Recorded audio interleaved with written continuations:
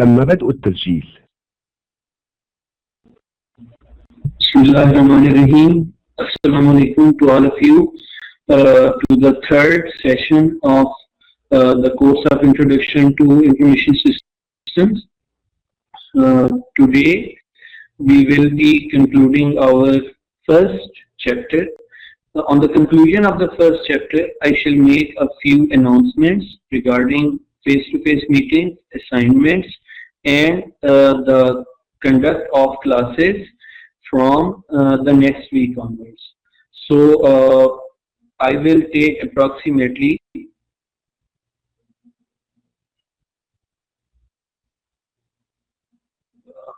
if you cannot hear me clearly, kindly click on the cross sign, and if you can hear me clearly, click on the green tick, please.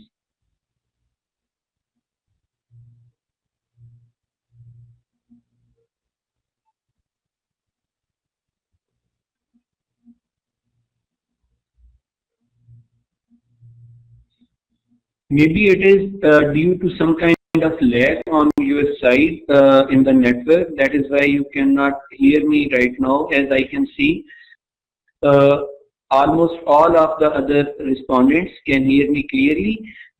Maybe in a while you will start listening clearly to my voice. Thank you so much for your response, so we can proceed with our class. Thank you so much. Today we are going to conclude our first chapter and then discuss the second chapter as well. I'm going to close the chat. So that we can concentrate on the lecture henceforth. Thank you.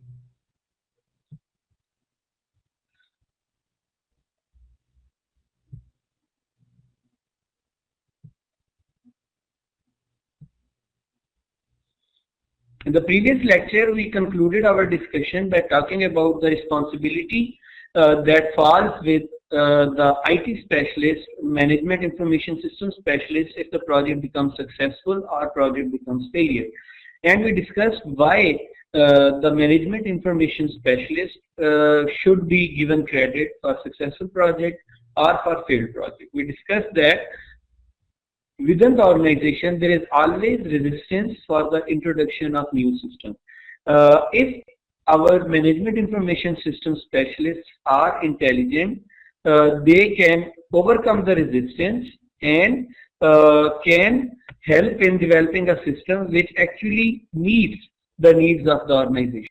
If they are not able to meet that resistance, or they are not able to complete the project as we mentioned in our last lecture, then they are responsible people who have let the project down and who have actually caused the organization a certain amount of loss in terms of their confidence and in terms of their money.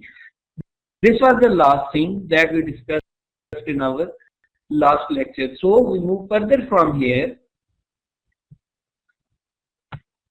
We move to the next slide.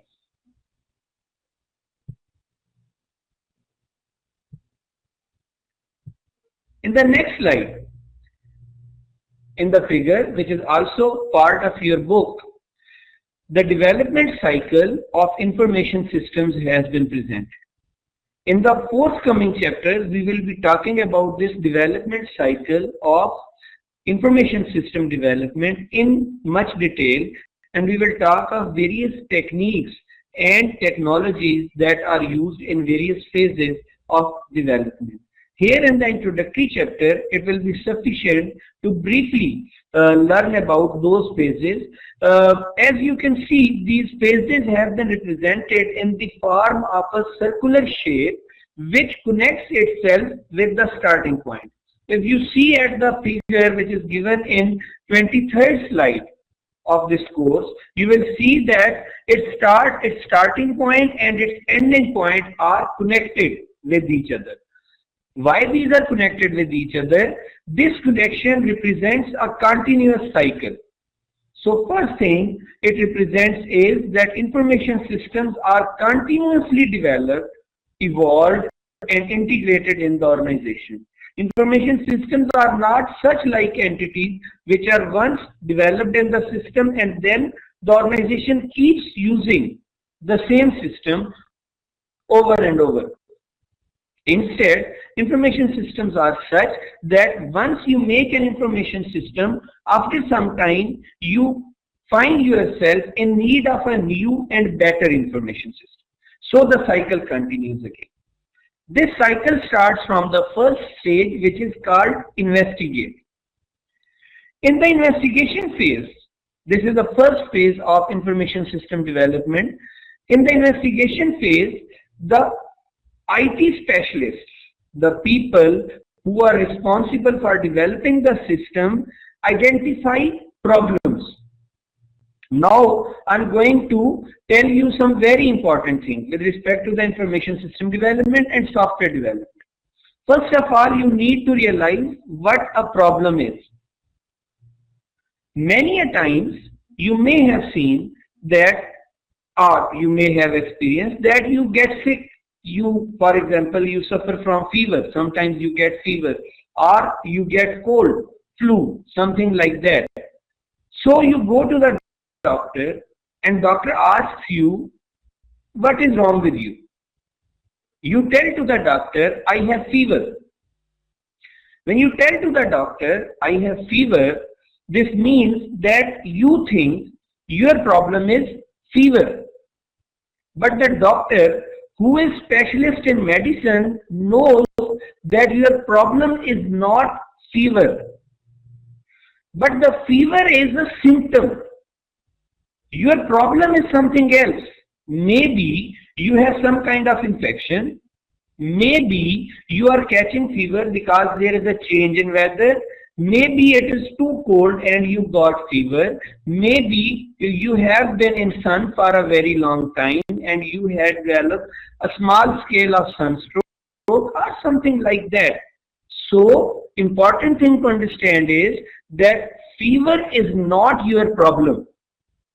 Fever is a symptom, a symbol for the problem, and the doctor who specializes in medicine learns from you that you have fever, and based on this symptom he investigates your real problem. Similarly, when you go in an organization which asks you to develop an information system for them, you ask them, why do you need an information system? And they tell you, for example, we need information system because we want to increase our profit. Our profit is low. Or we want to increase our throughput. Our workers produce less amount of goods. They tell you this. And they say that to overcome this, you need to develop an information system for us. Now, just like that, doctor, you are a specialist in software development. When you listen from them, you understand that these are the symptoms. And maybe the problem is something else. For example, if the throughput of the organization is low, organization is producing less goods, maybe it is because the organization's infrastructure is very large and people have to move a very long distance from one conveyor belt to another conveyor belt to assemble the goods. So, you will develop an information system which will automate the working of these various components which are part of assembly. We talked about cross-functional business automation and cross-functional automation in our last lecture. So, this information system will be doing the work of cross-function automation. What you have done, you have investigated why your customer wants an information system. So as you see in the slide, recognize that a problem exists. Identify what the problem is. What kind of information system does this organization need? If you will not recognize the problem properly, then maybe the organization needs an information system which enhances its throughput, and you make an information system which enhances its efficiency. Two different things. Organization is already efficient. They want throughput to be enhanced. So you will make an information system which is not according to the need of the organization if you have not completed the first stage properly, which is investigate and plan. In the second stage, you will analyze. Again, very important point you need to understand. What do we mean by analyze? Let's suppose I ask you to travel from one city to another city. For example, from Riyadh to Jeddah, from, for example, Qasim to Medina, from some other place. You are asked to travel from one place to another place. I don't know why the voice is cutting. Maybe it is again the problem of the network. But I shall see that my sentences are clear and my voice is loud so that you can understand. Now, I'm going to open the chat again and ask you a question. I am asking you to travel from one city to another city. Type in chat and tell me which option you would like to opt. Whether you would like to travel by road, whether you would like to travel by air, whether you would like to travel on your own car, or you would like to take a public transport. Kindly answer in chat what kind of transport would you like to use in traveling from one place to another place. Okay, thank you so much. Thank you so much, all of you. Now you have seen what options you have given. Have you noticed something? Some of you opted for car and some of you opted for aeroplane. Now listen carefully. If you have to move from one place to another place, you can move in your own car. You can also move by air. You can move by public transport. You will still reach from one place to another place. Whether you would like to travel by air or by car or by public transport depends on your need. For example, you want to reach very quickly from one place to another place. So if you travel by public transport, that will be too slow and you need to travel by air. Or maybe you want to spend your vacation and you want to enjoy sightseeing. You cannot do sightseeing by air, so you decide to travel by your own car so that you can look at the scenery all along. What's the difference? The difference is your proposed solution for traveling from one place to another place. There are always many solutions that you can opt for. For example, if you want to develop a software, you can develop that software in C++, you can develop that software in C#, you can develop that software in Java, you can develop that software in PHP, it will still be software. All of these are mechanisms to develop the software. Now, when you have to develop the software, you have to decide which of these is the best solution for you. Just like when you were traveling, you decided which mode of travel is best for you. If you want to reach quickly, you say, no, I will not travel by car, I will travel by air. But if you want to sightsee, you say, I do not travel by air, I travel by car. You have to analyze what is your need. Whether you want a C# based solution or you want a PHP based solution. If it is a client server product, for example, its solution will be different. If it is a peer-to-peer product, its solution will be different. Now, all of these solutions are correct. If you travel by car, you will still reach your destination. If you travel by air, you will still reach your destination. All of these are solutions. You have to analyze which of these solutions is best for you so that you can opt for the best solution in information systems. So I gave you the example of traveling to show you that there are always many possible solutions, but your best solution is always only one. Out of all of those possible solutions, you have to find that best solution. For that, you analyze. You look at every solution. You see what is good about this solution and what is bad about this solution. Once you have analyzed all of the solutions, then the solution which is most best for you, you choose that. Once you have chosen the most best solution, then you design it. Now coming to the third stage, design. Let's suppose you have decided, just as I was giving the example of travel, that you have to travel by air. Now just saying that I have to travel by air, kindly tell me, if I say to you that I am traveling by air from Riyadh to Medina or from Riyadh to Jeddah or some other place, is it a sufficient answer?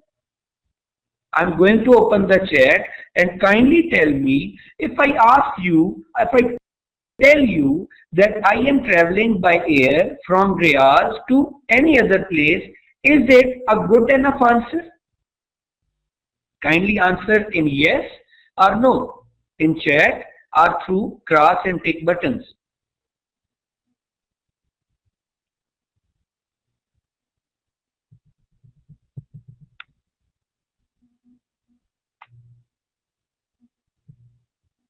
Yes, you are. I ask that if I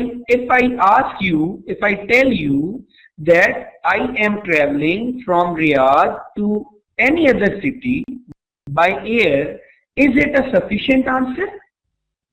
Is it a good answer?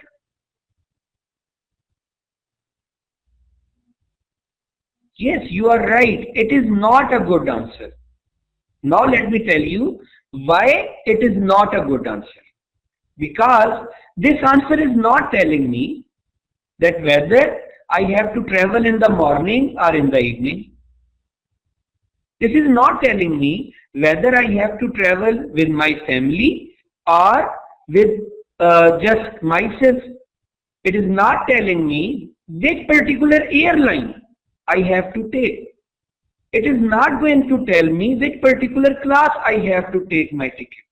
Whether I have to take business class, whether I have to take economy class. Yes, we have to explain. Once we have chosen the best solution in analysis, we have to explain it. We have to give all of its detail. Once we have given the detail, then we will be able to implement it. Once I decide when I have to travel, which airline I have to travel, whether I have to travel alone or with my family, what time I will travel, what class I will travel. This is the design of my travel. Similarly, when you say that you have to make a peer-to-peer information system because your analysis tells that this is the best information system for you, then you have to complete the details of that peer-to-peer information system. You have to provide what kind of hardware is needed, what kind of software is needed, what kind of platform is needed. Yes, whenever we have to develop an information system for the organization, we have to follow these steps.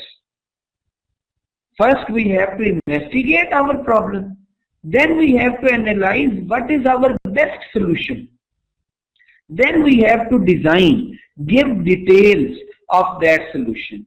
Once all of the details have been provided, then we develop the solution. That is the fourth stage, implementation. In implementation, we do the actual development. Now you see how many steps we take before we start coding. First we investigate, then we analyze, then we design. Once all of this is done, then we develop. That is the fourth stage, implementation. Once the implementation is complete, the software is developed, and in place in our customer's organization, then it is maintained and used until it becomes obsolete. Your customer again sees the need for a new information system, because it's a fact you have experienced in life that a thing cannot stay with you forever. Maybe when you were children, your home had a different kind of telephone. When you grew up, you saw that mobile phones have been introduced. Now you see that mobile phones have been replaced by smartphones. And in future, there will be wearable devices like watches, Google Watch or other such. What does it mean? Nothing remains forever. Similarly, when you make an information system, it does not remain forever with you. After some time, your organization starts feeling the need to have a new information system. And then this whole cycle, all of these 5 steps again repeat again and again, so that new systems keep building. Similarly, sometimes your customer wants new modules to be added. So we again follow all the 5 steps for development of those modules. I think all of you can see the slides.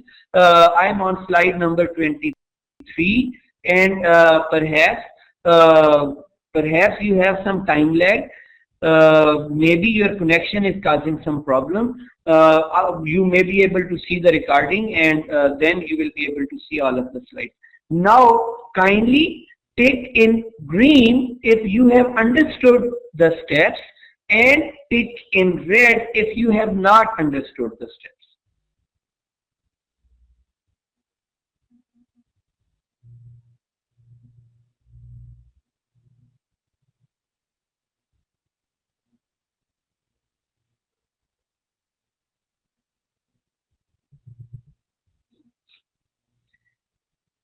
Thank you so much. We move to the next slide, but before moving to the next slide, let me again repeat. If you cannot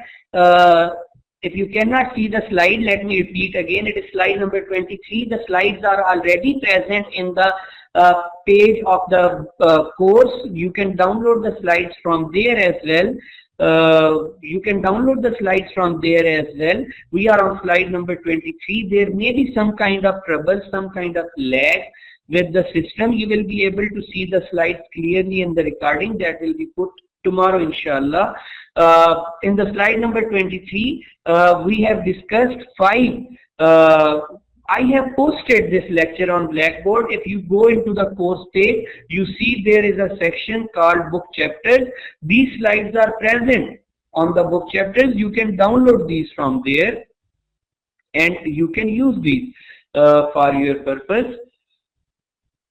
Okay, in this slide, I have discussed 5 stages of development of information systems. These 5 stages include investigation, analysis, design, implementation, and maintenance. In investigation, we identify the problems. In analysis, we look into all the possible solutions and choose the best solution. In design, we give all of the details of our chosen solution. In implement, we develop our proposed solution. And in maintenance, we maintain and use our solution. Now I'm again going to close the chat, and we move to the next slide so that our work can continue. So we just talked that an organization keeps on introducing new information systems. So when a new system is introduced, what is the old system called? The system which was already in place, which is replaced by the new system, what is the name of that system? Generic name of that system. On slide number 24, its name is given. Its name is legacy applications. Legacy application means the old application which is working in the organization, which we want to replace or which we want to change. So in an organization, there may be many systems. If we want to have a new system, we have two possible options. Now, who will answer me to tell what are those two possible options? You can type your answers in the chat. If we want to change our legacy system, we can make this change in two ways. Can someone tell me what are those two ways?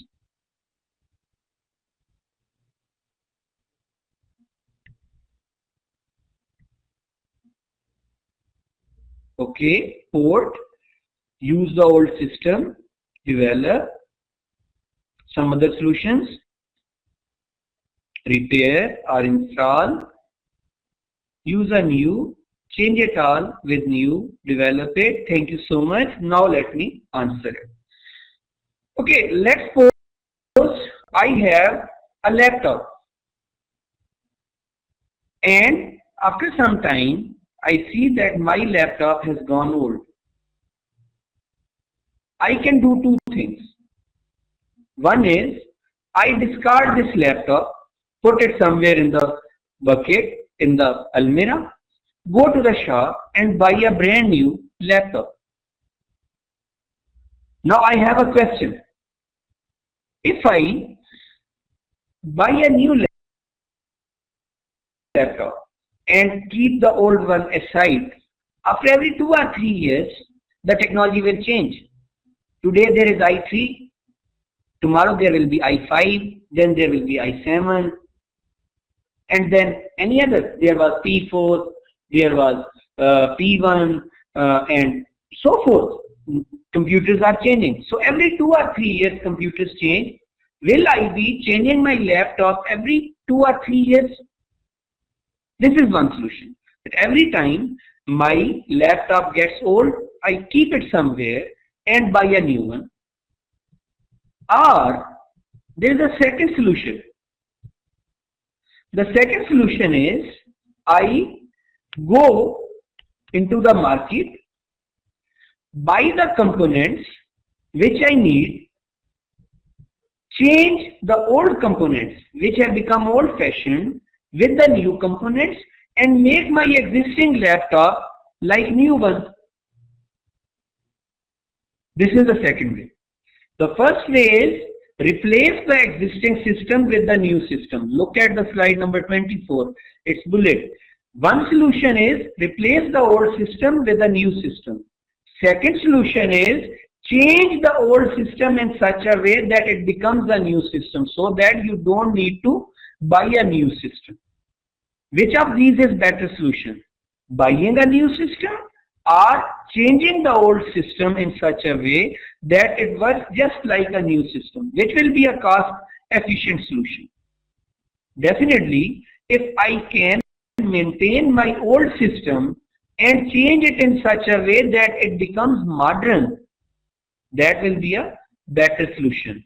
And that is the solution. Yes, improve it, update the system, and then start using it, start porting it. This is a better solution because if I have to buy a total new laptop, it will cost me everything. I have to buy everything new. It will be very costly. But if I replace the old components in my system with new components which are my need, I will be saving a lot. That is why slide number 24 says that instead of replacing your old system with a new system, modernize it. Modernize your legacy applications, your old applications, because if you will not modernize, you will be left behind from your competition. And if you will always keep on replacing your old system with new systems, that will be too expensive. So, like let's suppose that I have an information system, and that information system is for my inventory management. Now that information system uses wire-based communication tools for communication between my vendors and my inventory. With time, the wire-based communication has become very slow. Now I need a system which works with wireless. So I have two options. Number one, to buy an altogether new system which works on wireless, or to change my existing system in such a way that instead of working with wires, it starts working wireless. If I buy an altogether new system, that will be very expensive. But if I change only this component, connectivity component of my information system, that will cost me less. If I don't change it, I will be left behind from my competition. And if I change it, just the component that I need, I will be saving a lot of cost. If I replace the system, it will be too costly. So modernize your system. Not always go for replacement. Change the components which are needed and keep working with your legacy system. This is also a solution of another problem. Third bullet, what solutions will it meet? You are working with a system, your human resources working with the system, they know the system. For example, all of us work with Microsoft Word, so we understand the system. What if our bosses ask us to work with an altogether new word processing system? It will be difficult for us. We will need some time to understand the new system. But if some changes are made in the Microsoft Word, we will easily understand it. That is why all of us always use the new version of Microsoft Word. We don't discard Microsoft Word and use a new system. We upgrade it. We modernize it. You modernize the solution, the training time required for human resource becomes less. That is a big advantage. So modernize your legacy system instead of replacing it every time. This is a great advantage. Moving to the next slide. Now we are moving into the next domain, that is, if we develop information systems, are there any harms of these information systems? This chapter is all about introduction, so it covers all of the aspects of the course that we are studying, we have to study. If we, like so far, from our last 2 weeks, we have been talking that information systems are so good, they give us this advantage, they give us that advantage. Are there any disadvantages or problems or harms with the information systems? Yes, there are a lot of harms with the information systems. If you see at the slide number 25, various potential harms and risks. Number one, our privacy can be compromised. If information systems are in place, it means our bosses can use the data that is collected about us for their purpose. So this is one major harm. Second harm is inaccurate information. Maybe someone feeds inaccurate information about us in the system. For example, a very small example.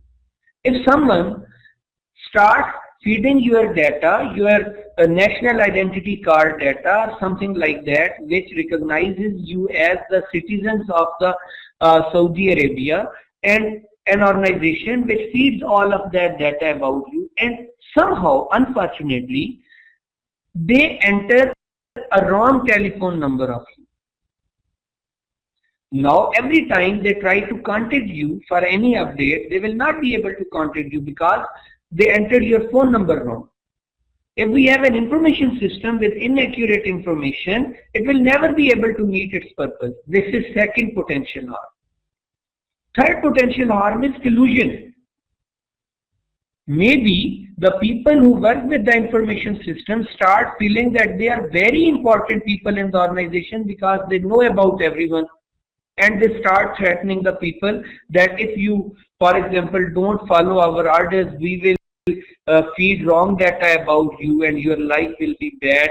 Or maybe they meet with some people, they make a group, and that group starts using bad tactics against other human resources. This is called collusion. Means some people doing bad things against the other people. This is another potential harm. Some risks, for example, if you introduce an information system in the organization, your consumers may not like to do business with you because they may be scared that you are storing their data for some illegal purpose. They may boycott you, or the human resource may stop working in the organization. They may say that organization is recording data about us for inferior purposes, for malpractices. So we are not going to work in this organization. They go on strike or something like that. Or maybe government start spying on that data to take information about the people. As you have just, maybe many of you may have read that in America there is an organization called National Security Agency, and they have taken all of the telephone records, telephone communication records of their citizens. So government can intervene and can collect your private data. That is another potential risk. How can we avoid these risks? Number one, through use of code of ethics. We make rules and we bound the organizations that you cannot deviate from this rule. Or we can provide incentives to the people who are working with the information system. If, for example, we say that those people who start using the information system, they will be paid 5% bonus. Many people will jump to get that 5% bonus and will start using the system, providing incentives or providing certificates to the people. People feel honored when you recognize their training. So if you provide certificates to the people, you hold meetings with the people and you tell them that you have done something very good, other people like to follow that because other people feel that they also need to be put on that stage and be recognized. So the certifications. These can be possible responses which can help in overcoming the improper practices of information systems and overcoming the risks and harms associated with introduction of IT and information systems. One example that is again taken from your book, we will be slightly quick, is of Hannaford Brothers. Hannaford Brothers is an organization who have been dealing with information systems for a very long time. While they were using information systems, they were storing data about their employees and their customers and their end users, and this data was in millions. But after some time, they found that millions of the records of that information system have been stolen by some people for their inferior purposes. For example, their credit card numbers have been stolen. So if someone steals your credit card number, this is a very serious threat for your financial stability. Now, Hannaford Brothers informed their users about the data that has been stolen, but at the same time, the damage had been done, and the people who became scared of the safety of their data and the safety of their privacy, they started suing the organization, putting and filing cases against the organization. All of those people were rightfully putting cases in court against the organization because the organization had not taken steps to safeguard the data properly, due to which the data was stolen. So the people had a right to sue the organization. There are many other things that people can do. People can claim damages from the organization which has not taken care of their data. People can ask the organization to be closed down, to go bankrupt. There are many things that can happen with the organization if the organization's information system is not correct. There are many moral responsibilities that the organizations have to take, ethical responsibilities and legal responsibilities if they have to use the information system. This is told in slide number 26.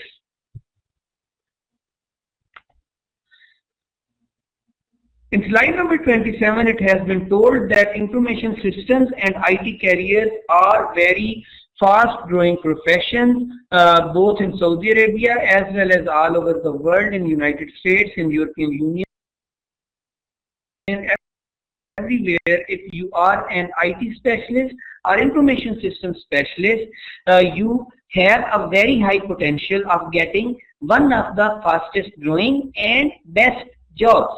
So this is told in slide number 27. In slide number 29, a new professional discipline has been formed, that is business analyst. If you practice the development of information systems in your organization, you will be known as business analyst. A business analyst is the person who investigates and analyzes and designs the solution. We just talked about 5 stages of development of information system. A business analyst is one who understands the problems that organization is facing and then analyzes and finds the best solution to overcome that problem and then designs the details of that solution. So he is a very important person in the information system development. He needs to be given a proper respect within the organization. Kindly ask your questions in English so that I can understand them properly. I cannot understand your questions that you have asked in Arabic. Business analyst is the one, yes, who understands the business requirements, who understands the problems that are hampering the meeting of those business requirements, and then analyzes which solution should be taken and then develops the details of that solution. So a business analyst has to have 2 kinds of skills. Number 1, he has to be an IT professional because he will be helping in development of information systems. Information systems are IT based systems. If he is not IT specialist, he may not understand what kind of systems are currently prevalent, what kind of systems are good and what kind of systems are not good. So he has to be IT professional, but at the same time he has to understand the business as well. So this is very important thing. The last bullet, what skills should a business analyst have? Remember that, for example, if I know coding or I know programming, does that mean that I also understand about the medicine? No, because I know programming, I'm not a doctor. Or if I am a computer scientist, can I build a bridge as well? No, I cannot build a bridge because I'm not an engineer, I'm not a mechanical engineer. Everyone has their own profession and they know about their own profession. But there are always some people who know this profession and that profession, both. Such kind of people are the best business analysts. So what kind of skills that business analyst should have? He should have IT skills and he should have the knowledge of that particular business within which he is working as business analyst. If he has both of these knowledges, yes, he should have analysis skills and he should have IT skills. If he has both of these skills, then he becomes a successful business analyst. A business analyst is one who understands the business in which he is employed as a business analyst, and he understands the IT skills. Both of these, he will become a successful business analyst. He should have IT skills and he should have the skill of that particular domain. Then he will be a successful business analyst. I have to be a bit quick to overcome this lecture. In our today's class, we have been taking this chapter for 3 weeks now. Kindly ask your questions in English because it is mandatory in this university to teach in English. What are the major functions of information systems? Information systems help in enhancing efficiency. Information systems are important in making the organization effective. What is efficient and what is effective we discussed in our previous class. Information systems should enhance the productivity, should enhance the confidence of customers and employees in the organization, should enhance the customer services. These are the major functions of an information system. If an information system cannot make the organization efficient, cannot make the organization effective, cannot enhance the productivity, cannot enhance the throughput, that information system is a non-functional information system. It is not a good information system.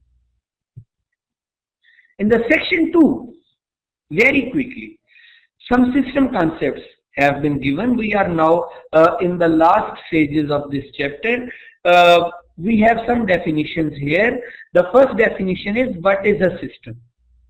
In the first lecture, I told you that not everything is a system. A system is something which has three things. Number one, it accepts input from some source. Input is some data which the system will process and then will create some output. It is like I want to get answer for some multiplication. So my input will be the numbers which I want to multiply. It is the data. The data is raw information. So our input, number one, system will be accepting the input. This is first thing. Then second thing, a system will be called a system if it has some process based on which it performs some work on that input. Some processes, some mechanisms, some code, some algorithm based on which it works and generates the output. And finally, it delivers the output. A system is a system if it has at least these three things. It has some defined input, it has some defined output, and it has some defined process to transform that input into output. Now that input can come from two kinds of sources. That input can come from us humans. For example, you are using an ATM machine. That ATM machine is running a system, and the input being given is being given by us humans. We are entering our ATM password, we are entering the amount that we want to withdraw, we are giving commands, so input is coming from us. This input can come from some other system as well. Input can come from humans, input can come from other systems. For example, there is a sensor system. Sensors take data, they are a separate system, and then they give this data to another system which generates weather information. So input can be from a human, input can be from another system. Similarly, output can be given to the human or output can be given to another system. For a system to work properly, it has to have feedback and control. Feedback means that whenever a system does something, it logs it. It maintains its data. So that if something goes wrong, we can go into the data and see what caused that error to take place. So a system has to have feedback mechanism. Just like people who develop websites, they have error logs. They have user logs. Based on that error log, usage log, they can identify when website was working properly and when the website was not working properly. This is called feedback. And control. Control is the mechanism which ensures that if the system goes wrong, control mechanism can make the system correct. It monitors the feedback to see if something is going wrong. If something is going wrong, it brings the system to correct so that system is able to meet its objectives.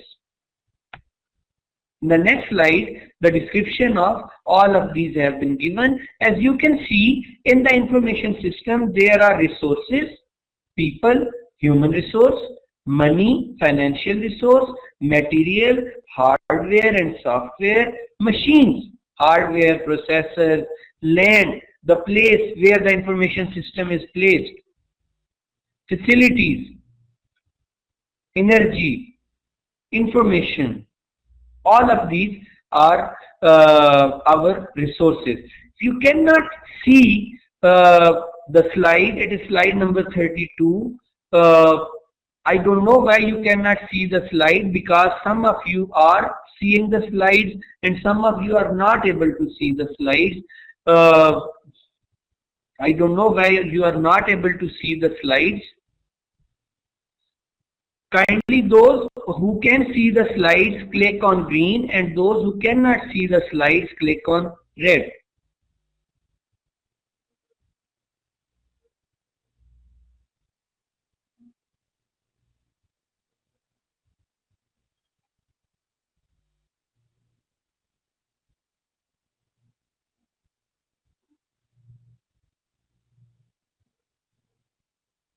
Well, as can be seen that many of you are unable to see the slide.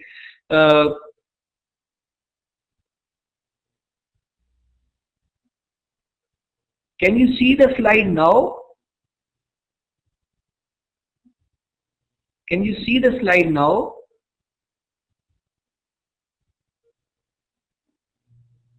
As you can see, this is actually a problem with the system, not a problem on my part or on your part. It is actually a lag, because at the moment the system is broadcasting this lecture all over. Yes, I have changed the slide and now it is visible to you. Now I again change the slide. Now it is slide number 32. So now you can see it. It is actually a problem. Kindly try to understand that it is actually a problem with the system. The system is at the moment overburdened because we are broadcasting the lecture all over Saudi Arabia. That is why sometimes the system becomes slow and takes some time to display the information. But if you will be patient and you will listen and you will understand, then when the recording is provided to you, you will be able to understand it properly. If you keep on taking notes and keep on understanding, you will be able to take it. I don't know, a lot of you were able to see it just now. You will be able to see it in a while. This is a problem with the system. I am trying to shuffle the slides so that all of you can see. I hope that soon this problem will be resolved and all of you will be able to see it. In the slide number 32, various kind of resources required for the system to run, various kind of business processes that need to be part of the information systems, and various kind of equipments which are required by information systems are presented.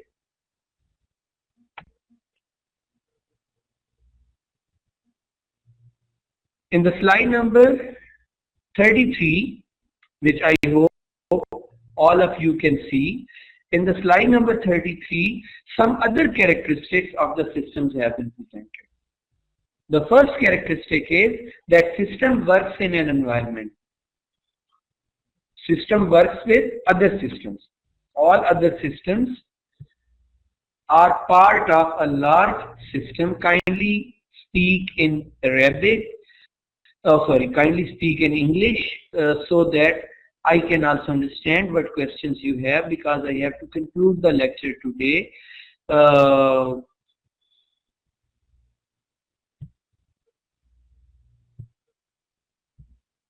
This is slide number 32.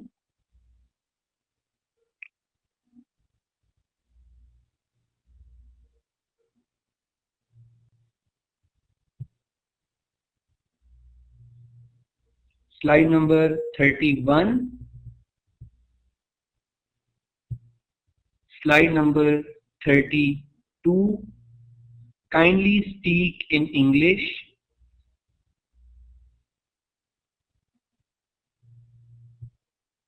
And slide number 33. On the slide number 33, various other characteristics of the system are being given. Systems work in environment. Within that environment, there are various systems which integrate with each other to make one full system. Within that integration, there may be a lot of information systems. Interface is that channel through which one system communicates with the other system, or system communicates with the user. For example, all of us are communicating through the interface of this blackboard. With the interface, I communicate with the system as well as with the other users of the system. So interface is communication channel between several systems, between users and the systems, between users on one side, system in between, and users on the other side. Open systems are such kind of information systems which can interact with other systems. Closed systems are such kind of information systems which cannot interact with any other system. Adaptive systems are such kind of systems which can change themselves over time, which are reusable, where we can introduce new components, where we can introduce new modules, where we can integrate new procedures.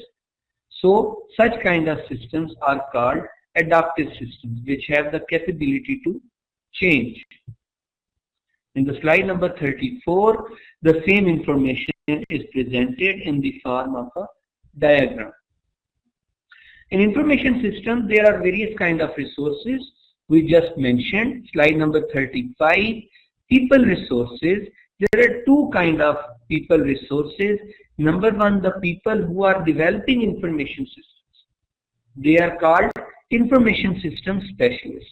And the people who are using the information system, they are called end users. The hardware resources include machines on which the software runs and media on which the data is stored.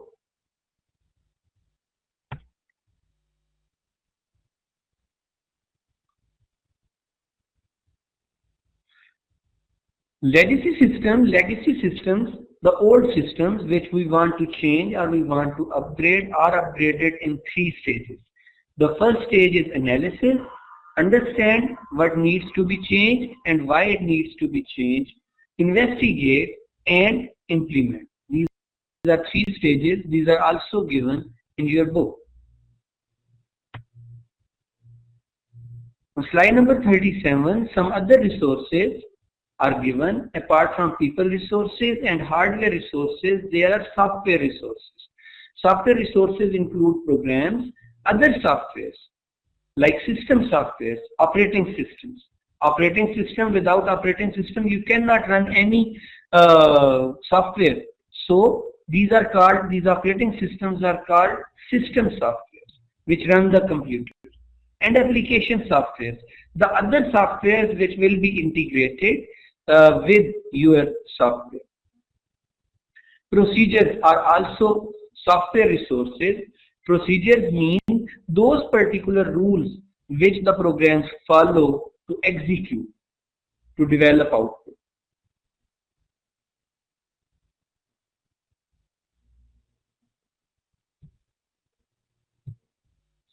This was slide number 37. On slide number 38, data resources, data and information. Data is raw data which is not meaningful, and information is processed data which is meaningful. These are data resources. Network resources, communication media, and network infrastructure. For example, Wi-Fi infrastructure, for example, satellite-based infrastructure, fiber optics infrastructure, any kind of infrastructure which we use to establish the network. Information systems take input data from sources, process the data into information, present that information in the form of output to the sources, store the data if the processes ask the system to store data, and control the working of the software. These are 5 major activities of any information systems. Summary of this whole chapter. Information systems affect people and are dependent on hardware, software, data, people, and networks. Every information system has its own peculiar type of information that it produces and that it uses. An information system is effective if its performance with respect to the input, processing, output generation, storage and control activities is good. Finally, by the conclusion of today's lecture, we come to the end of our first chapter. Now, let me briefly describe you about what kind of developments you are going to have from next week, inshallah, and how the course will be managed in a smooth and better way. تم إيقاف التسجيل. The university is planning to start face-to-face meetings from next week and to deploy faculties in all of the campuses so that students can learn from their respective teachers at their own campuses. In that case, if that happens, these lectures which are being taken virtually at the moment will be provided to you in recorded form, and all the teachers at all of the campuses will communicate with each other to deliver the same material to all of the students. This is how university is trying to bring live interaction between students and teachers at their own campuses. Number one. Number two, until and unless, I'm going to answer all of these questions. Until and unless the teachers are undertaking face-to-face classes at their respective campuses, we are not going to give any homework to you so far. So, inshallah, from next week onward, you will have teachers at your campuses, and then we will be providing these recorded lectures for your guidance. You will be learning from your teachers, and the assignments will be starting to reach you. From next week onward, the model of learning will also change. Since it's a virtual university, you have to remember that in a virtual university, the students have to learn a lot by themselves. So, if you have bought the book at the moment, or you have acquired it in the soft copy, or university has provided it to you, any of these things, that is very good. If you haven't, then kindly acquire the book at the earliest. From next week, these recorded lectures, if these are recorded, will be a simple tutorial of the chapter. So you will not have the flexibility to ask questions to me, like I answer your questions while I am delivering the lecture. But if the lectures, virtual lectures, are in future in recorded form, then you will not have the power to ask me questions. So, in discussion with the other colleagues in the university and the respective authorities, I have come to the conclusion that when you come into the class, you must have studied the chapter beforehand. So before coming to class, you must have studied the chapter. Like if in the next week we are going to talk about chapter 2, you must have studied chapter 2 before and prepared your questions, so that within this lecture, within this 1 hour, we have to cover the whole chapter in 1 hour. Within this 1 hour, we can spend 30 minutes having an overview of the chapter, and then we simply answer your questions. You will not do that. You will not get the book by any means. Ask your campus from where you can get the book, and get the book at the earliest. And before coming into the class, read the chapter thoroughly and prepare your questions, so that you already know a lot and I don't have to explain that much and spend so much time in explaining small details. I will be always here to help you. At the moment there is no assignment from my side. You have to get the book at any cost, if you have to understand, because in virtual environment you cannot interact that much with the teachers as you like, or as in physical environment. So get the book and start reading the book. Your assignments will start reaching to you once you start getting face-to-face lectures at your campuses. At the moment there is no assignment from me. It is just this lecture. This lecture slides I have already posted on the Blackboard. If you haven't been able to see it yet, I will contact the system people and ask them why you cannot see the lecture slides. Inshallah, from tomorrow, you will be able to see lecture slides in your desired format. I will also upload the lecture slides of chapter 2 so that you can prepare it beforehand.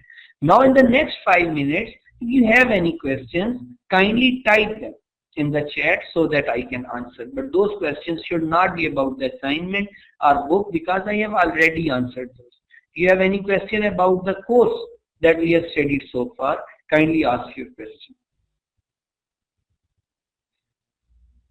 I don't know, I have contacted the human resource of university and they have shown me that recordings of both previous lectures are present on Blackboard. I don't know why you are not able to see the recordings. Both lectures recordings are present on the Blackboard.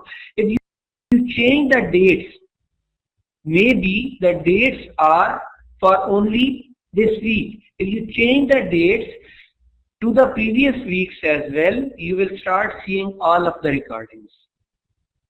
At the moment, I can see both the lectures present on both the recordings present on the Blackboard.